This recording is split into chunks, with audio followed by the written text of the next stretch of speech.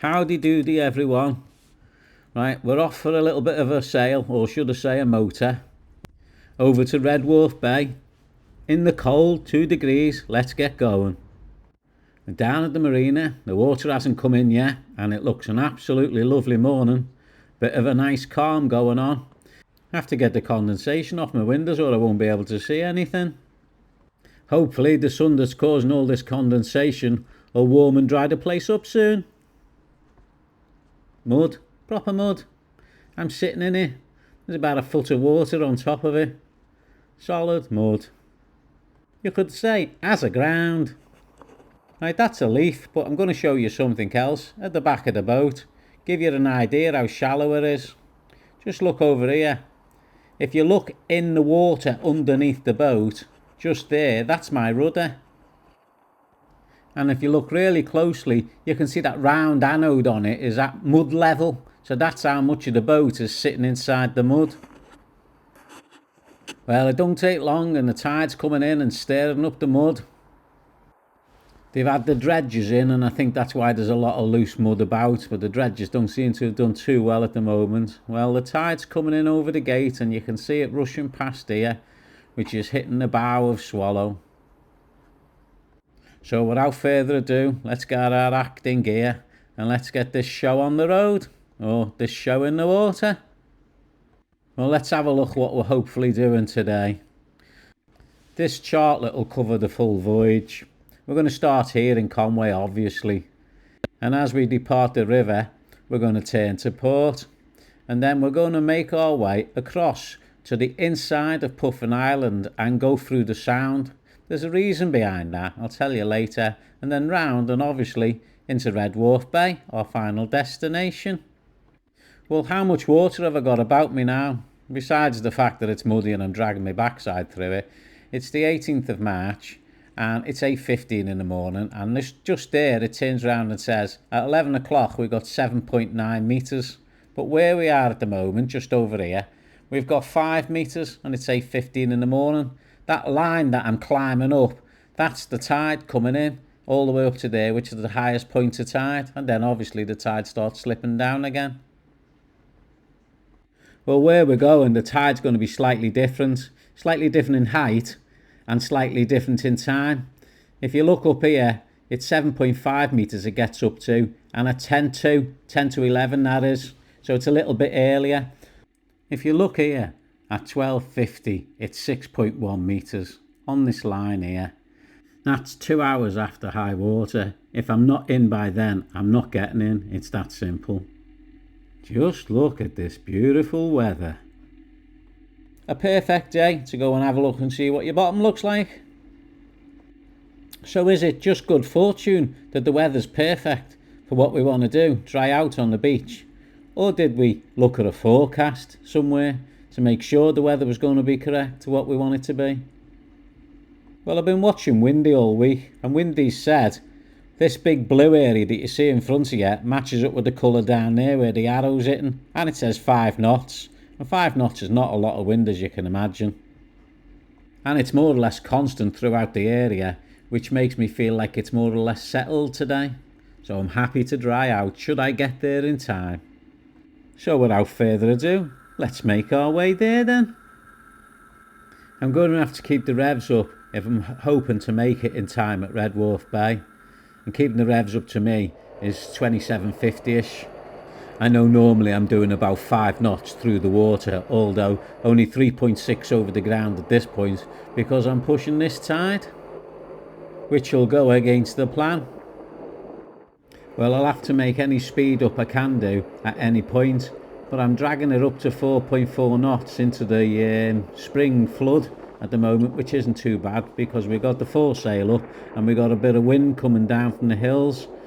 And as we all know, the wind coming down from the hills can pick up as well, and when it does, that's where we'll get some recovery from. 6 knots, and that's a good 6 knots because we're against the tide as well, but we're making that over the ground, so I'm pretty happy with that for now. Motor sailing has its benefits after all, doesn't it? Powering up and powering up. Well, I'm only going to have this little bit of breeze while we're down here by the hills, As soon as we get going, I'm sure it's going to dry up and it's going to be just a heavy motor run all the way. So we'll make a bit of hay while the sun's shining.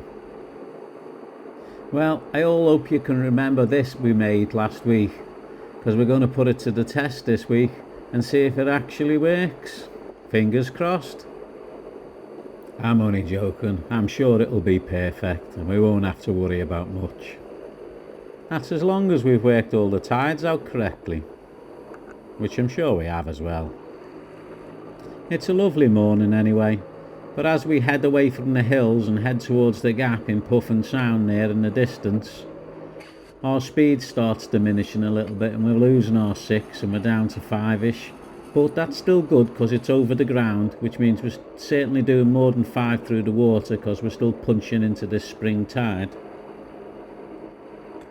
As we say goodbye to Conway Mountains, we're still making a decent speed over the ground. We're that little black dot with the white cross on top of it, exiting those 2 sandbanks there, which is the last of the sandbanks of Conway till we go into the deep water patch that's blue. All the way over here is where we're going. That's Wharf Bay. I just love me chart plotter. Seems to make life nice and lazy. I don't know how good or bad we're doing at the moment, but I've got a plan B. If by the time I get to Puffin Island I don't feel I'll make it, I'm going to shoot down the straights. I'm not sure what I'm going to do when I shoot down the straights, but at the moment we're doing quite good because we're getting 5.4 and averaging around that over the ground because we've got a bit of sail up. So although we're still pushing into a bit of tide, I think we're doing quite well, and if we can keep this up then there's a chance that we're going to make it. So I'll make the call at Puffin. Until then. Well, that's the Clearwater Boy from Conway, otherwise known as the Fairway Boy, which the last time I seen it, it was all the way down there by Penmamar. Passing something like a Fairway Boy or any stationary obstacle that you might come across that's supposed to be in the correct place is a good place to make a log reading. It saves you doing a dead reckoning and it's quite easy to put it down. So you'd end up with a very easy time and position. Passing Fairway Boy Conway. Da-da! I always add as well whether the motor's on or off at this point, and it's going to be on all this trip. And the last thing I normally collect is over there, stuck to the wall, which is all blurry, is my barometer. And as you can see, it's gone up since I've left. It's quite high, so I'll turn it up so I've got a mark on it. 36. Wow. Cooking. It's not cooking, it's high pressure. That's what's really high pressure, that is. Oh, and I stick a little arrow on the end just to indicate that it's rising a lot. Well, speed over ground's come down a little bit, and that's because we've lost all the wind. The little bit of gentle airs we had off the hills have completely gone and left us. So now we've got, well, if we're making 5, we've got 5 on the nose. So it's the opposite to what it was really before. And it's getting a bit mill pondy. So I do know just before the top of tide, the water seems to curl round the back and go through Puffin Sound from this side. So that's why I'll take the inside of the island. Hopefully I'll get a little bit of a lift off it going through the gap there. All those green bits that you can see, they're all drying areas that come up when the water goes down. But because we're near high tide, we've got plenty to get over them, so it's not a worry. There's the lighthouse ahead and the red buoy next to it, and we've got to go between that gap between those two. But when you look to the right of them, all that area there, you think that would be the safe water to go through. It isn't. Well, I have to say, it's a very pleasant day, and you could just enjoy the motoring if you ain't going to do anything else. I can feel the power in that sunshine now is really starting to get going. It's certainly chased 2 degrees a long way away. And it's getting flatter and flatter, the water, which helps the boat slip through it better when it's under motor alone. Getting close back up to our 5 knots now, which keeps us nice and happy, doesn't it? Another easy way of doing a log is just set a distance off where you're going. See what the distance is, work that out and use that for a reckoning. You don't have to turn around and say exactly where you are, just your X from. So you bang your time down and put your 7.2 nautical miles to go. Engine's still on. and you check the barometer as usual. Dropped a little bit. No, it's gone up a bit. Still going, climbing and climbing. 10:37. That's quite high on the barometer, that is. It's not often you see it climbing up all there.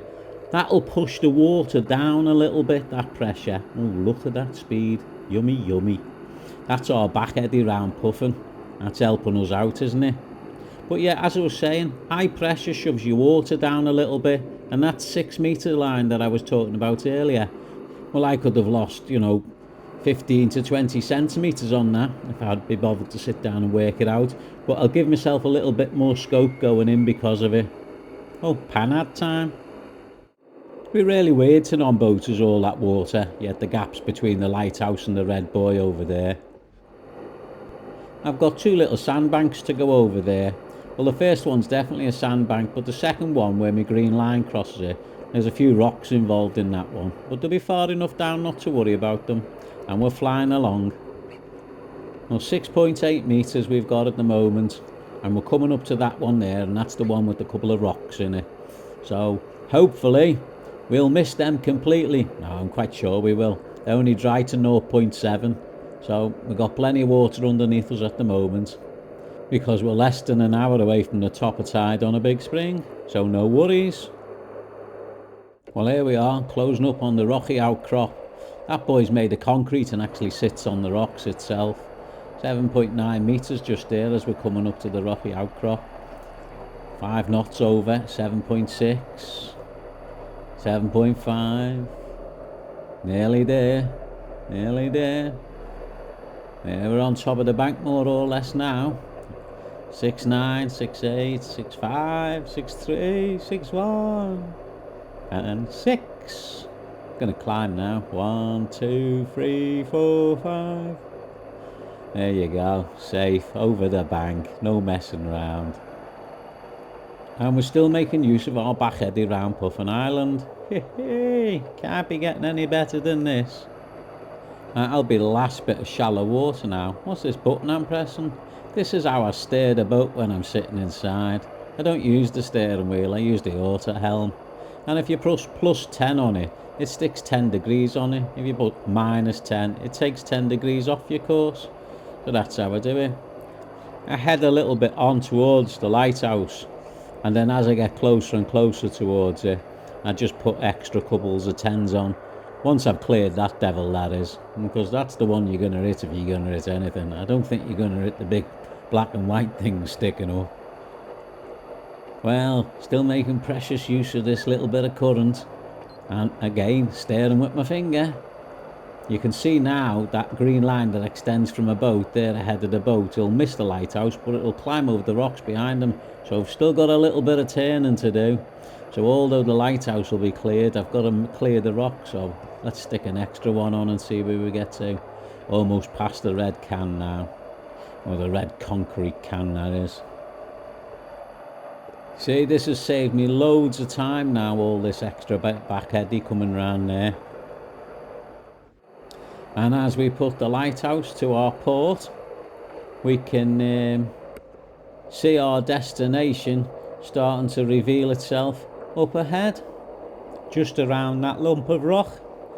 And just look at that water, proper bin bags that is, isn't it?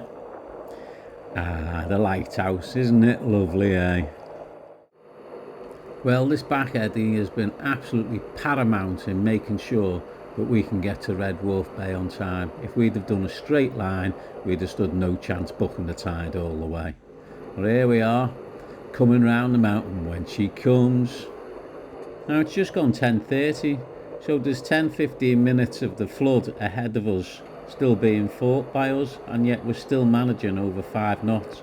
So we're still carrying a little bit of back eddy, and you can always see that we're almost to Red Wharf Bay there, which is pretty good, pretty good, because it's only just coming up to high water there in Red Wharf Bay. I take the opportunity before I get to the bay to have a dig through my locker, to get my legs, find my legs and get them out. They hide in the back of the locker behind the dinghy and everything else. It's just one less thing to worry about when you get in there, having to get the legs while you're drifting around between the other boats, so I may as well have them out and have them ready. As the depth starts shallowing off and we're getting towards the bay itself, I go and get my telephone, switch my iSailor app on, so I can see all the waypoints I put on it when I walked the beach when the water was out. Well, at this point here, I'm cutting the corner and it starts shallowing up. It's gone down to 4 metres. The corner's the beach side of the passageway in, if you like, but it's a bit higher on that side than it is on the other side. So I turn to starboard a little bit to clear more of it before I actually make on my pathway in. That's it over there. Here's me now, coming onto my line. As I turn onto the line, I've got plenty of depth underneath me, 3 metres. If I can carry this 3 metres all the way in, I'll be more than happy. So I'm not paying much attention to anything now, just the phone and the soundings, and I'm just staring down the line, looking at the phone, with the odd glance upwards just to see there's nothing coming out ahead of me. I just want to stay on this track really, and make sure my depth doesn't shallow up. Well, the shallowest I get to see is just over 2.5 metres, 2.6. I'm not 100% sure how much underneath the boat that is, but it's plenty for me to be in. And as I get towards this point where I turn and the buildings actually start, I feel this is one of the safer areas because I feel like you've actually passed through the narrow section to get in. So any anxieties I've had seem to drift away at this point because I know I'm almost at the moorings. That last building on the right hand side that you can see is the ship inn, and if I'm lucky I'll get a pint in there later, if I'm lucky. Well, I don't need the phone once I've got into the moorings, that's for sure, because I know the line was just to go straight through the moorings, and there's 2 boats ahead of me, and somewhere just in front of the 2 boats, central, is a good flat bank, and that's the one I'm going to head for. Now I noted there was 1 mooring on it, so I'll go pick the 1 mooring up that's on it. Now it's normally very extremely easy to pick a mooring up when there's very little wind about, and there's very little wind about, just a couple of knots, so it should have very little effect on the boat and give me plenty of thinking time. So I should be able to get it first time, shouldn't I? Should be able to. Well, as I can see it ahead of me coming up now, just to the right of that boat, I need to take a bit of power off, slow the boat down, get a bit of the way out of the hull. Here's my boat hook for grabbing it. So the plan is to get up towards it, stop the boat on the spot when the bow gets to it and go pick her up. Couldn't be any easier, could it? Well, what can go wrong? Just about everything can go wrong. Here it is, see it's slipping up to the bow now. Now I'm going to stop the boat. Now I stop the boat as I let the bubbles stop next to the side of the boat, and I feel like the boat's more or less stopped. But where's the buoy gone? I can't see it there. Oh, and I can't see it there. It must be somewhere. No, it's not there. Have I passed it? Haven't a clue where it is. There it is, just popped up on the side. But if you notice, I've got a little bit of way still going towards the front, so the buoy's going to run off the back, and I'm not going to use the boat hook to try and hold it, so I have to unhook it at the end. Trying to hold the buoy with the boat hook and stop the boat is a guaranteed way of losing either your boat hook or pulling it in half. So all I'll have to do is regain the boat's motion, go backwards a little bit. So that's what I'm going to do. If you can see, the bubbles now are definitely stopped, even moving the opposite way a little bit. So now the buoy's coming back towards me. Watch the bubbles, it shows you where the boat's going. Or it normally does, and it's supposed to. Let's go and get that buoy. Take 2. Well, I've grabbed this pickup buoy again. I got my hook round it, but it won't pick up. I can't get it up. It won't move. So I'm looking for something to tie to it, and I can't see anything. But I know I've got a line up at the bow, which was obviously put there, so that I had something. Now the buoy's in my left hand now, and the hook's in my right, and I'm stuck and I can hardly move, and I don't know which way to go. It's a bit of a carry-on, so I re-hook the buoy to the pickup pole and drag it to the front of the boat. and the boat's just about drifting back just a tiny little bit. You can see all the bubbles on the water, so I'm not really moving. So now all I've got to do is get the line that I've got on the front and get it on this buoy. But this buoy is getting further and further away from me because the bow gets higher and higher out the water. I really should have had a good look at this buoy before I decided it was the one I was going to pick up. But I've got a hook on the end of this line here, and if I can just get it down there onto the pickup buoy, I'll be sorted. Well, as luck would have it, I half-heartedly get it on. And once it's on, I feel like at least you can get on with securing it properly after that. There's not a lot of wind, so there's not a lot of panic. And that little hand signal you just seen was me saying there was 1.2 metres. So that means I'm fairly safe, I think, so time to drop the legs in.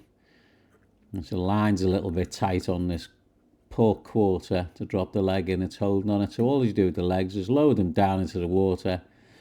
Just got to put the little gudgeon pin in the eye on the side of the boat and drop a locking fork into place, and they're going nowhere. From memory, the last time I dried it was 0.8 on the depth sounder. So I can see there's water underneath the feet. You can see them down there underneath the water quite happily. So I've got a bit to go. It says 1.1, but I can't see a foot below seeing water. So maybe I've got a little bit more, I don't know yet. So I'll just lock things up and go around and check things as I go around the boat. Make sure all the lines are tight. It's good to keep the fore and aft lines tight. That's my pickup buoy, and I'm holding on with a tiny little hook. And if you look down, there's the mooring buoy. It's got an eye in the top of it, but it won't pull up. It's solid to the ground for some reason. And then it's not mine, so I don't know what the reason is, and they might have just put it down for the winter. So I just keep a watch on my legs, make sure everything looks snug. The legs fit really well, so I'm really confident with them. And the water's nice and calm. Couldn't ask for a better day to dry out. I feel very chilled and very relaxed at this point in time. I'm very pleased with myself that I made it here in loads of time. It seems to be getting hotter. There's only a couple of knots of wind, about 1 or 2. You can see the aerial at the bottom of the picture in the middle.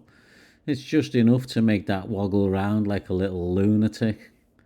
It ain't half warmed up. I've had to take my jacket off and my jeans off. I'm running around in my long johns like a ballet dancer. But just keeping an eye on that tiny little bit of blue rotted rope that I'm attached to on the bow so I don't drift off, because if I drift off I'll have to sling my anchor out rather sharpish. Anyway, you're now beginning to see why it's a good choice to dry out round here, because it's so idyllic when it wants to be. Obviously the weather has to be nice, like it is today. This is me giving you a depth sounder reading. There's a 0.6. So I'm going to be 0.6. I should have dried at 0.8, or at least that's my memory from last time. A little bit confusing. I don't think I've altered anything. Well, this is what my position looks like on the chart plotter. Next to that wreck, although that I've never seen the wreck, so. And wind 1.4, 1.7, that's under 2 knots of wind. But it's funny, those little 2 knots of wind are actually pushing the boat, so I've had to put a bucket out or two to try and keep me the right way round, so the boat is facing the tide ebb.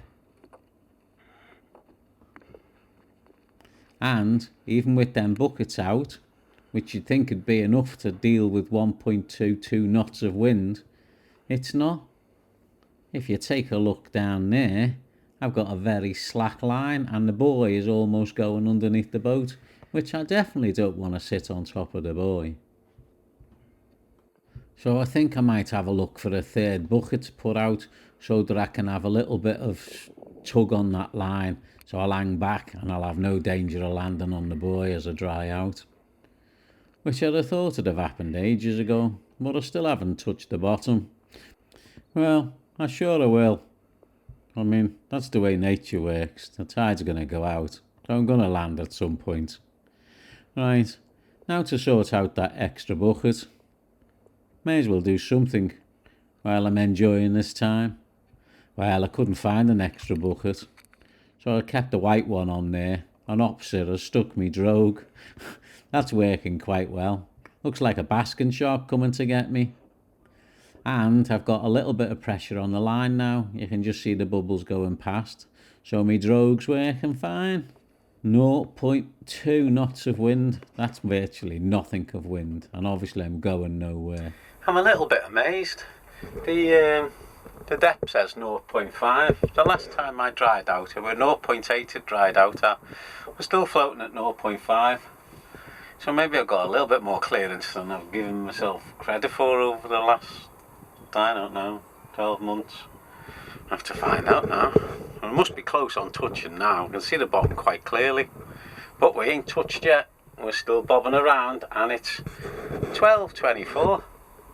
And high water were 10 to 11. So that's an hour and a half after high now. So we've got to be aground by 2, I'm sure. 2 hours after. I can't see any sand coming up anywhere when I look around either. It seems to me I actually had loads more time than I thought to get here. At least another extra hour. So it's quite easy to make it from Conway. In mild conditions, of course. Right, depth 0.4. Why haven't I touched? You know, there's something going to be a little bit amiss. I definitely remember 0.8 last time, and I still haven't touched at 0.4. Can't think what could have changed. This is starting to get ridiculous. 0.3, and I ain't touched. And it's 12:36. That's virtually 2 hours after high. I must have miscalculated somewhere, something here. Where's my calculations? 12:30, the latest I got down at 6.5. And that was my calculation. So I think I should have touched down, working it all out. Well, definitely now. And here's 0.2. 0.2. And I think I can feel something going on down below. So touchdown, 12:38. That's 10 minutes off 2 hours after high water. And you can see there my foot's on the bottom on the sand if you look down. Well, this is pretty good. The boat's not rocking anymore. So pretty confident I'm aground. So I actually had about a foot extra. And as you can see, there's the buoy that's got the pickup on the top of it that I should have connected to, but was under the water when we arrived here. Right, we're definitely dried. We definitely touched at 0.2, but I had 0.8 in my mind, and I know why now. The depth sounder says 0.8 when it loses the ability to read the depth. Wow, that was what was stuck in my memory. I climbed down into the water with my waders on and my brush and start cleaning the boat. As soon as it's touched down nice and solid, I may as well, mightn't I? May as well make good use of this water around it, and the fact that it only dries in just over 3 foot, so I can stand in 3 foot and stay quite dry. I got a feeling though, I'm going to wear myself out trying to wash the boat at this speed. Nah, I'm not. Speed it up, isn't it? Obviously, just to make it a little bit more palatable to be watched. But I can actually see the water going down while I'm doing it. The boat's not that bad for fouling. It's just mud, most of it. I've got to take mud off it. I haven't seen any barnacles. So really, I've got no excuses for sailing slowly at all. Just bad seamanship, I suppose. Or a slow boat, one of the two. On the other hand, the rudder looks a bit grotty. I don't know whether a rudder can slow your boat down, but it really is rough, the rudder. I'm turning the water blue, washing a bit of my anti-foul off as well at the same time. I don't know whether that's a good thing or a bad thing, but I don't know any other way of doing it. I tell you, it's absolutely knackering doing this, trying to keep up with the level of the water going down, and it actually goes out of here quite quickly, so it's dropping very fast. Certainly before the tide goes out and I've got no water left to wash it with. And I'm quite pleased with it really. There's plenty of mud on it, but the anti-foul's still good. I've washed a bit of it off, but I haven't washed anything right the way through. So there's still a little bit left, so I'm in no panic to do it. It'll be a bit revitalised after it's had a clean, that's for sure. The time certainly worked out well here. It just about keeps up with me, the tide, as we're going down. It's got to where I get as I get there, and that's pretty good timing. Well, all my hard work done, and the bottom's nice and clean, except for the rudder, which is very crusty. So I'll take a breather, and then I'll take a look at what it's like down there and see what jobs I need to do that I can find to do. I won't be able to do them all today, but I'm quite sure there's going to be one or two. I've been hearing a tinkle from the propeller for a long time, and I've been wondering what that is, so I'm going to have a look at that. Plus it'll need greasing up, because it's a mechanical one, and it carries grease inside itself. She looks quite tubby out the water, my little tubby girl. Or strong and robust, as I like to call her. Type of girl who can look after you at sea. As you can see by where the tide is behind the boat, it hasn't gone out yet, and I worked really hard. And that's how short the chain was on the pickup buoy. No wonder I couldn't get it. We'll sort all that out. Doesn't she look pretty? Well, time to have a look at this propeller, and the first thing I notice is it's a bit scabby, and then it's got no anode on the end of it. The anode's either dropped off or worn away. It should be there. And then I see this rope cutter. That arm that's going round should be attached. That piece should be in there. And this has all been, well, I don't know what's brought that out. Which piece has moved backwards or forwards, I don't know. That certainly looks solid, and that certainly looks solid, but that definitely should be half an inch forward, so that stays still like that, and chops. Well, that's been my tinkle that I've been hearing for a long time, that's for sure, is that end touching that when it goes round. Plus, because that's been out of balance, I've got a from that as well, with it being out of balance. So, I think I'm just going to take all that off, to tell you the truth, and take it back and have a good look at it and decide whether I want to put it back on or not. My rudder looks well crusty, not very nice at all. Besides anti-foul, there's only a little propeller in my bow thruster, which has got to be maintained on the bow, and that needs an anode as well. I'll have to clean this prop up as well, right, little crusty thing, that can't help. But by far the worst thing I've seen so far is the crust on this rudder. It is really thick, and I'm quite sure that's not going to make me go very fast, and it looks like hard work to get it off as well. If I scrape hard in any single area, I'll probably work my way down to the metal. That's the stainless steel just there, you can see coming through. So I think there's a bit of hard work to get this stainless steel out on all this rudder now. Servicing this prop's dead easy. There's a little grub screw in that hole there that you take out. And once you've removed the grub screw, you put a grease nipple in the hole where it came out of. And then obviously the next tool you're going to need is a grease gun. And that's a straightforward item. Just jam it on the nipple and pump away. And you see the water pouring out the propeller, so that's the first thing it's doing, is getting rid of that by pushing the grease in. There's plenty of water coming out, which means there's a lot of void in there. It means this probably hasn't been done for a long time. Oops, there's a blob just coming out the back there. See it land? Whee, best time to stop pumping now. Work the mechanism a little bit so the grease gets around inside there, and then you can give it another pump if you want. Then all you got to do is nipple out, grub screw back in, and that's the first part of this job done. The next thing I need to do is put the anode on the back of the propeller. As you seen when I first looked at it, the other one had completely gone, screws and all. There's normally a bit of screws at least left in there, but there was nothing. So I'm putting 2 fresh screws in with this new anode. They're only tiny little screws, and you'd only normally just nick them up. You should really Loctite them, but I haven't got any. Right then, let's wear the joints out and scrape all the anti-foul off this rudder. Get it a little bit cleaner, eh? I painted it up afterwards, but I don't like these big devils. And I've pulled all that mechanism off the prop for now, while I sort it out. That anode's got a little bit of life left in it, so I'm not going to worry about it just yet. Night's starting to fall now. although it's still quite early, just about 6:30. The booze are over there, the ship in. Oh well, I think that might be trying to call at me. And as you can see, the last of the sunshine is just going down over there, and I'm definitely in the shadows of the hills now. So I'm sure the temperature is going to drop fairly rapid and fairly soon. Well, it soon becomes night time, but as you can see by that big glow in the sky, which is the moon by the way, the place is well lit up at night. It's really well lit up. You can see quite clearly everywhere. A good bright night with a good bright moon. Even when the water comes in, it's absolutely lovely.